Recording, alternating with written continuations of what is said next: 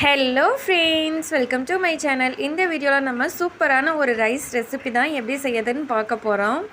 ஆக்சுவலாக இந்த ரெசிபியோட பேரெல்லாம் எதுவும் தெரில, ஆனால் டேஸ்ட் வைஸ் ரொம்பவே சூப்பராக இருந்துச்சு. நீங்களும் ஒன்ஸ் இந்த மாதிரி செஞ்சு பாருங்கள். சூப்பராக இருக்குது. வீடியோ ஸ்கிப் பண்ணாமல் ஃபுல்லாக பாருங்கள். அளவுகள் எல்லாத்தையும் சொல்கிற அளவுகள்லையே செய்யுங்க.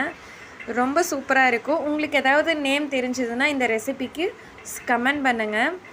ஸோ வாங்க வீடியோக்குள்ளே போகலாம். ஃபர்ஸ்ட் இந்த ரெசிபி செய்கிறதுக்கு குக்கரில் தேவையான அளவு ஆயில் சேர்த்துக்கோங்க. ஆயில் நெய் ரெண்டுமே நான் சேர்த்துருக்கேன். இது கூட காரத்துக்கேற்ப வரமிளகாய் தூள் சேர்த்துக்கோங்க. நான் 1 ஸ்பூன் அளவுக்கு வரமிளகாய் தூள் சேர்த்துருக்கேன். இது கூட கட் பண்ணி வச்ச 2 பெரிய வெங்காயத்தை சேர்த்துக்கலாம். பெரிய வெங்காயம் வதங்கும் போதே 1/4 ஸ்பூன் அளவுக்கு சோம்பு, சின்னதாக பட்டை, ஒரு 3 ஏலக்காய், 4 கிராம்பு சேர்த்து எல்லாத்தையும் நல்லா வதக்கிக்கலாம். ஸ்டவ்வை லோ ஃப்ளேமில் வச்சு வதக்கிக்கோங்க. வெங்காயம் நல்லா வதங்கினதும் ஒரு பெரிய சைஸ் தக்காளியை பொடியாக கட் பண்ணி வச்சுருக்கேன். இதையும் சேர்த்து நல்லா வதக்கிக்கலாம்.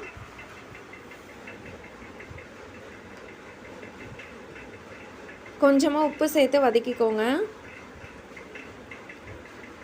ஸ்டவ்வை லோ ஃப்ளேம்லேயே வச்சுருங்க.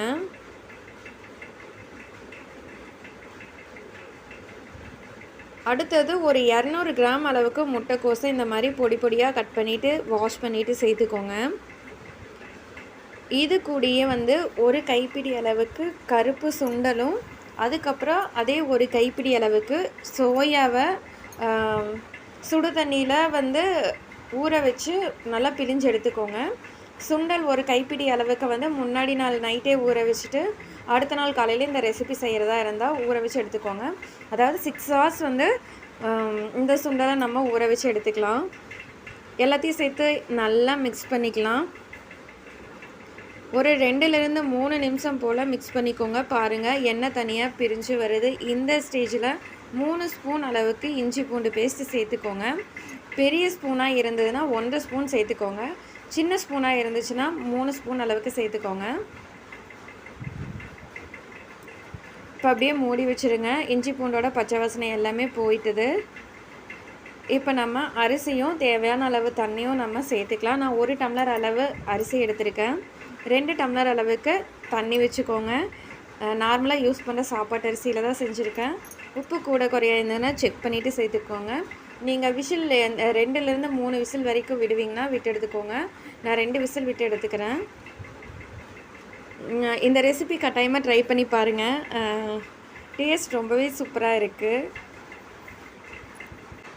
ஆக்சுவலாக நேம் என்னன்னு எனக்கு தெரியல, ஆனால் சூப்பராக இருக்குது. வீடியோ ஒரு மாதிரி ஏதோ ஒரு பதட்டத்திலே எடுத்தேனா, அதனால் பேசுகிறது எல்லாமே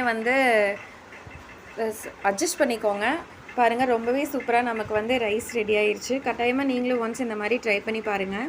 நம்ம நெக்ஸ்ட் ரெசிபியோட நெக்ஸ்ட் வீடியோவில் பார்க்கலாம்.